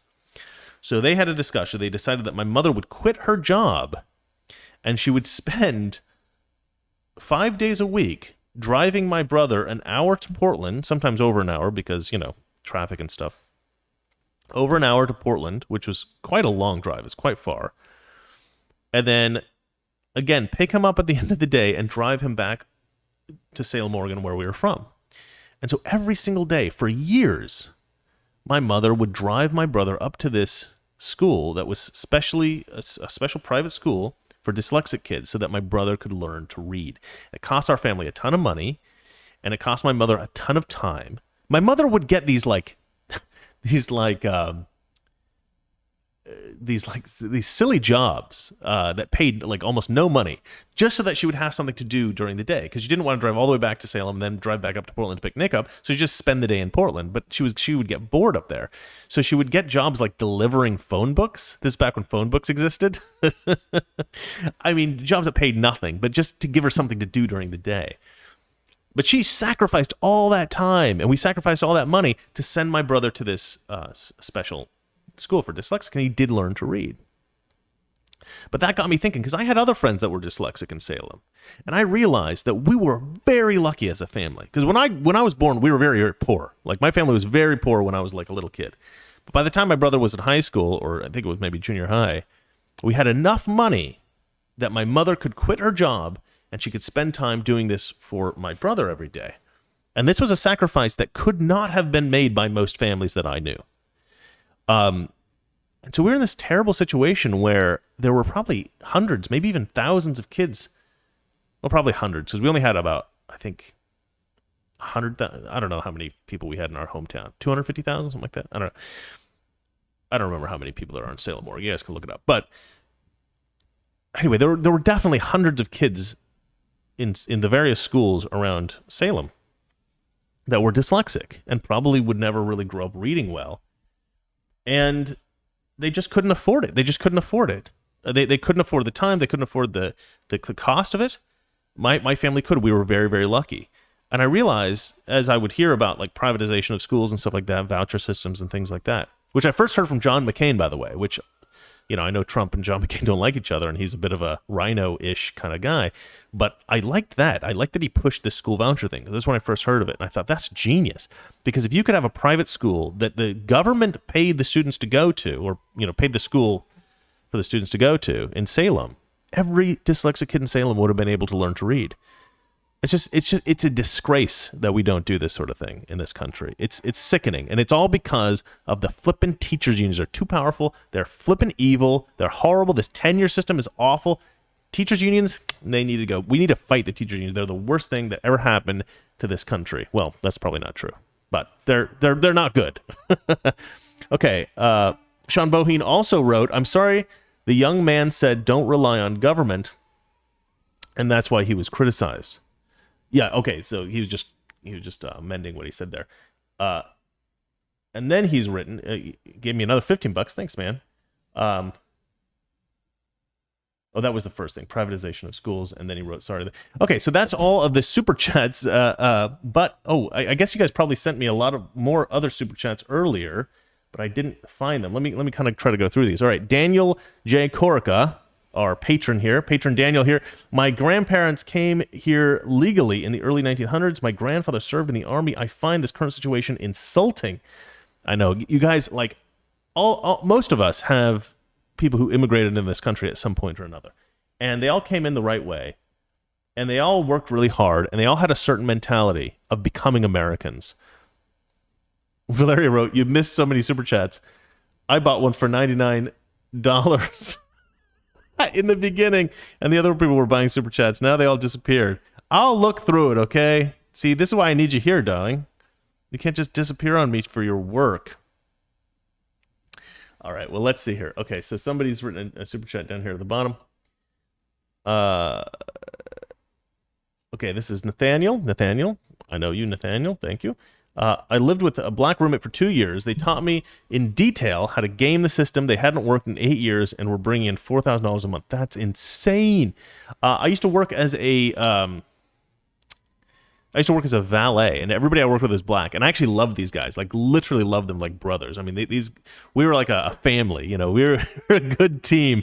We did a lot of good work together. We ran and we drove awesome cars, and I mean, it was cool. I mean, they should make a movie about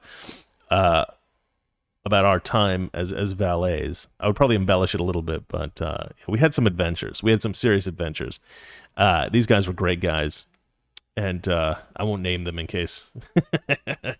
Some of them are actors out here. Some of them have gone back to their hometowns because they didn't really like it here in LA. But man, we had some great times. But yeah, they had little cons that they would do. This was typical for all of them. They would just steal a little bit of money from the company that we were working for, and I was totally against this, and I spoke up against it, and I refused to take part in the scam. But the problem was they weren't taking that much money. But the problem was that I really liked it. These were really good guys, despite the fact they were stealing from the company, and they're just skimming a little bit off the top. But nevertheless, it was still stealing, and I'm not that kind of a person. I don't do that sort of thing. So I would speak up against it, but there was no way that I could, rat out my buddies. I mean, these guys were really close friends of mine. So, but that certainly was going on there as well. But at least these guys weren't scamming the system in the sense they were taking welfare or anything like that. They were just skimming a little bit from the company that we were working for. But yeah, I mean, you get this with every group. I mean, there's white people who scam the system. There's black people who scam the system. There's Mexicans. I mean, I wouldn't want to racially profile a group for scamming, for welfare fraud. By the way, we should make clear, not a lot of people know this, 50% of welfare in America is welfare fraud. 50% of the money that we spend on welfare for poor people goes to welfare fraud. We should never reward people for crime. Never reward people for crime. So we really need to fix the welfare system. Okay, let me go through and try to find some more of these super chats. Scrolling. Let's see here. Huh, that's weird. I can't find any of the super chats. Valeria said that she sent one. Okay, let's see here. Big Mac. The Big Magic Box says, Chris, you was a good guy. R.I.P. Bliat. I think this must be Elena. This must be Elena. Well, what do you mean R.I.P.? Well, what did I say? I didn't do anything terrible. Yeah, I can't go back. I don't think I can go back to the other super chats from today. And Valeria's not here, so I am so sorry if I missed your super chat. I am actually very sorry. Let's read here. This guy Kyle Fuller wrote, I just noticed that your thumbnail is 24th February 2021 instead of March. Oh crap! I better change that, huh? I grabbed I just saw the 24 and I clicked on it. All right, I'll fix that. Thanks for letting me know. Otaku Magnet wrote, private school vouchers would end up like college and hospital costs. Everything backed up by the government becomes extortionist. I don't actually think that's necessarily true. Some would, but some might not. What's Valeria saying here? Hold on. The wife is writing, ladies and gentlemen. Because the chats are disappearing, I will kill you. R.I.P. to you. Hey, I can't do the show and read the chats all the time. Like, I'm not even on the. I guess I could have popped out the chat thing, but I'm not used to it because I always have Valeria here. I'm sorry, guys. That's what she meant. Okay, that's what Elena meant. I don't think anybody's going to kill me. Oh, did she write a super chat? Well, Valeria, just tell me what she wrote and I'll respond. Okay, let's see here. Dark Crusher said, I did figure out how to read, but I say stuff backwards all the time. Yeah. Well, you know what's interesting? My father was dyslexic growing up, and he now has a pretty successful business. By pretty successful, I mean pretty darn successful. And I was reading an article about how there's this idea that dyslexics, for whatever reason, statistically speaking, dyslexics actually are able to make more successful businesses. They're better entrepreneurs than people who are not dyslexics. There's like an inordinate number. They're overrepresented among successful entrepreneurs. Now, why is that? Well, the article speculated that it was probably because when a lot of dyslexics are growing up, they're basically told that they're stupid and that they won't succeed by bad teachers. And they're told that because the teachers don't always recognize that the student has a problem and they don't know how to fix it. So they're just like, you're just not going to be successful. You're not smart enough. the thing is, being dyslexic is not the same thing as being stupid. If it's very hard for you to read, it's obviously very hard for you to do the work. But that doesn't mean that you don't have the same cognitive ability as this guy who can read really, really well. It's just that you have this problem where it's difficult to read. So a lot of dyslexic people are way smarter than you think they are. And when they're told their whole lives that they're stupid, they feel like they have to prove to everybody, no, I'm not stupid. You just don't understand. And so they get this drive in them to go succeed in life. And so you got this inordinate number of very successful dyslexics in the world. Like a lot of famous people you wouldn't think are dyslexic are in fact dyslexic. You should look up. It's fascinating. And I told this to my dad, and he was like, yes, that is me. He's like, that's what happened to me. He's like, my whole life, everybody told me I was stupid. I'm like, I know I'm not stupid, but I can't read this stupid stuff. And he's like, I don't know how to deal with this. And he's like, okay, I'm just going to prove to everybody I'm not stupid. So he started this business. It was very successful. That's what he did. He was like, yes, that is me. So anyway, fascinating thing about dyslexics. All right, let's see here. Mark in Alberta writes, it's WrestleMania season, brother. It's random. All right, let's see here. He also wrote, can I freely migrate to America under the Biden administration, ? I've heard you have better guns. Kind of random. Don't really understand that, but okay. Rum Becker writes, you missed my super chat. I wanted to say I'm sorry for calling you fat the other day. Don't worry about it, brother. I call myself fat probably every single episode. Frank James writes, did you look up the Archie bunker on gun control yet? Search YouTube. You won't be sorry. Okay, I'll look it up now, and I'll just have it here. Archie bunker gun control. Okay, so I'll watch that after the show. All right. Sorry, let me go back to the live stream thing. Yeah, if you wrote a super chat, I missed it. Just write at toxic masculinity, and that'll come up as orange. At and then toxic space masculinity. That'll come up, and I'll be able to see it, and then I'll respond to you real quick. Let's see here. Otaku Magnet, put the chat on your TV. Oh, that's a good idea, because I do have another monitor here. I brought in a TV. I haven't hooked it up right though, so yeah, maybe I'll do that. Okay. All cats are autistic, says Jesus is God. She also writes, I'll hang out here. Go for it. I don't know what that means. All right, let's see. Otaku Magnet says, my wife has dyscalculia. She was told by her teacher and parents that she would fail at everything, and to just get used to it. And did she end up being a successful person? That's the big question. If the twist to that story is, and she did in fact end up being a total failure, then it's probably not a great story. Kind of funny. Not a great. I assume that she did relatively well in life. This guy writes, this Jesus is God writes, I have an autistic daughter. She loves cats. Oh, that's great. Yeah, I have an autistic cousin. Autistic people are interesting because my cousin in particular, I don't know why, but she didn't like to be touched. She never liked to be touched, but she was a very loving person. She was a very good person, loving person, and we just got along very well. Every time I visit her in Pennsylvania, they always say like autistic people have beautiful souls or whatever. I mean, she really did. She was just an amazing, wonderful person. But yeah, she didn't like to be touched, so you couldn't give her a hug.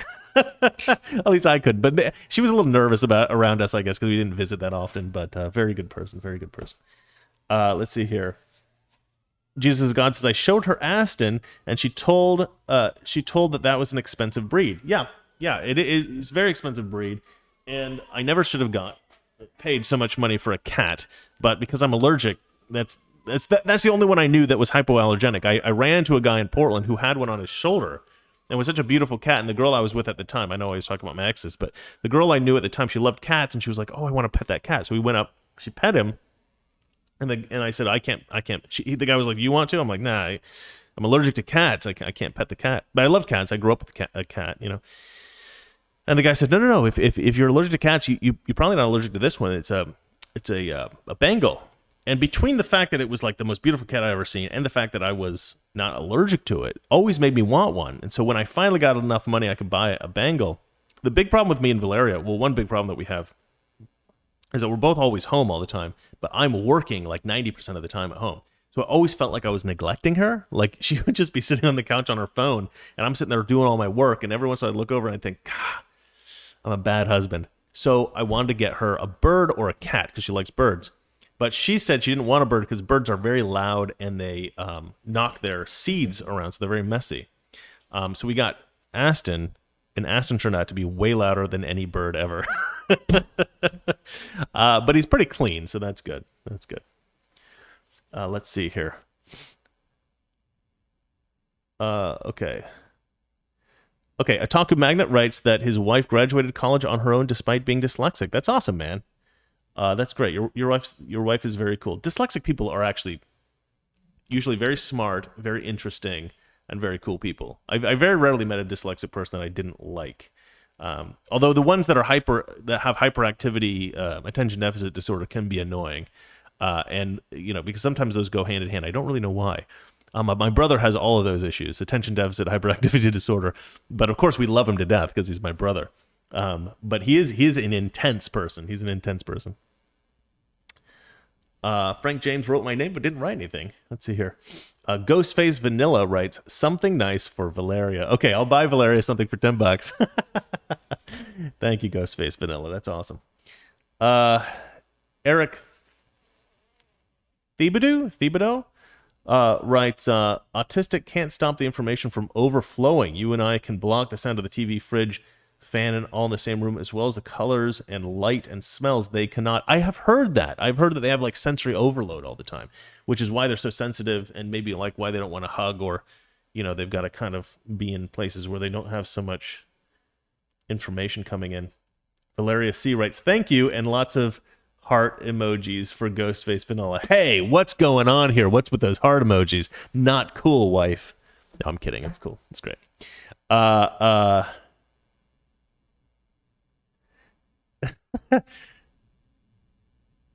Let's see. Ghostface Vanilla gives a thumbs up to the wife. Maria Delport writes, Chris almost went an entire show without bringing up one of his exes. Almost. Yeah, it'll happen one day, I'm sure. Frank James said, did my super chat show up? I don't think so. Right? Oh, gosh. Write at Toxic Masculinity, and then write your question or whatever it is that you wrote for the super chat, and then I'll know what you wrote. Jesus God says, thank you for the show. Love the Mr. Reagan, and share your videos on my social media. Well, thank you so much, Jesus is God. My social media is just dying. I've lost, I think, something like 300 subscribers on Mr. Reagan this week. YouTube has just decided that it is not going to show my videos to anyone who's not already subscribed. So if you're not subscribed to Mr. Reagan, please do so. Please encourage your friends to to subscribe to my Mr. Reagan channel. I don't really know what to do about that. I'm trying to work with my manager to talk to YouTube to try to fix it. But that's why I started this channel, because I wanted to have something outside of Mr. Reagan that I could shift to if Mr. Reagan gets canceled. Or to just diversify, what I'm doing. I like to do these live streams. What this has enabled me to do is that I take, you guys know how I do this, right? I do the live stream, and then I have an editor chop up all the individual segments and then post them individually. Well, what I've been finding is that I can sort these in order of the most popular segments, and then I can turn one of those segments into a Mr. Reagan video, and that allows the Mr. Reagan audience to see some interesting stuff that maybe they didn't know they wanted to see, but it's the most popular stuff from the Toxic Masculinity channel, so I figure that the people from the Mr. Reagan channel will want to see that stuff. Some people have complained about the change in format or the fact that I'm taking videos from Toxic Masculinity, but I think it's a benefit to the fans of Mr. Reagan. It's also an easier way for me to make content. Not that I'm going to stop making Mr. Reagan content. I will still make the sort of premium videos that aren't live streamed, that are just recorded and edited. I'm obviously going to keep making those. It's a little bit more difficult to make them since I do this show every day, but I'm still doing tons of research. I've got lots of scripts going all at the same time. So hopefully I'll be able to produce a bunch more Mr. Reagan videos shortly that are just pure Mr. Reagan videos. But yeah, this gives me an option to put in a bunch of these videos. I'm pretty far behind on my commitments. I signed contract with a bunch of different companies that support Mr. Reagan channel, and I'm way behind on that, so I needed a lot more content. And this sort of incidentally, I wasn't intending for it to give me a bunch more content, but this did, so I can take segments from this, put it on Mr. Reagan, put an ad in, and then I'm fulfilling my commitment. And some of them actually are getting more views than my Mr. Reagan videos that are created specifically for the Mr. Reagan show. And a lot of that has to do with YouTube suppression, but a lot of it I think is just that people want to see some of the topics that I haven't decided to make into Mr. Reagan shows, but I've covered on this show. All right, let's see here. Dame Piglet writes, check out James Lindsay. He documents wokeness. He's my brother, Andrew Bewart, in the house tonight. Oh yeah, Andrew Bewart. I like that guy. James Lindsay, he documents wokeness. James Lindsay. I'll write his name in here. Lindsay. All right. I'll check out. Looks like he's big on Twitter. I may actually follow him already. All right. Well, I'll go ahead and check him out for sure. Thank you for that. And then Frank James writes, at Toxic Mexican, there we go.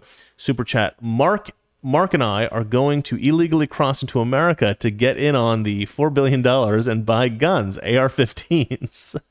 Super chat was like $700. Oh, wow. You're lying. But I do appreciate the fact that you're going to cross the border, get some of our stimulus money, and buy AR-15s. That cracks me up. That whole AR-15 thing is so ridiculous. They think that they're M16s. I mean, that's the problem. The left thinks that AR-15s are M16s. That's what they think. They're wrong, obviously, but that's what they think. Maria Delport writes, your videos don't show up when you search it on YouTube. Well, they do, but there's like 200 less relevant results before yours. It sucks. I know. They hate me. Qwana Hurt writes, what if you call your channel The Happy Socialist? Or do they actually watch your channel before preventing others from watching it? I think what they do is they have an algorithmic word search. And so they can whatever it is, I try to speak clearly and I don't mince my words, which is a bit of a problem. I should talk in code or something like that, but I don't want to bother. I just want to be honest with people. And YouTube will definitely be able to catch a lot of the stuff that I say. I would say something like 2/3 of my videos get demonetized as soon as I post them. And then about 3/4 of the videos that get demonetized, upon review, get remonetized because there's nothing bad in them. And I would say that the quarter of the stuff that's demonetized and then manual review says that they do in fact violate their rules or something, or they're bad for advertising or something like that. They're not really. But the people doing the manual review are just wrong. Okay, there's nothing bad. I mean, you guys watch my show. You know what I think about things. I try to be. God, YouTube's crazy. We all know that. Frank James writes, I reposted the super chat. It's just above. No, I got it. Okay, guys. Are you using Rumble or any other video sites? I am using Rumble. I did try to use Rumble, but I didn't grow on that site at all. So I used Odyssey. So I have this channel mirrored on Odyssey. I think I also have it mirrored on BitChute. So you can check out my channel, any of those things. But I'm hoping that soon there are other better alternatives created, because I don't really like Rumble. I don't really like any of the alternatives. I think YouTube is so far the best. So we're going to have to figure something out to destroy YouTube. I don't know if it's possible because Google is a megalith company, but anyway.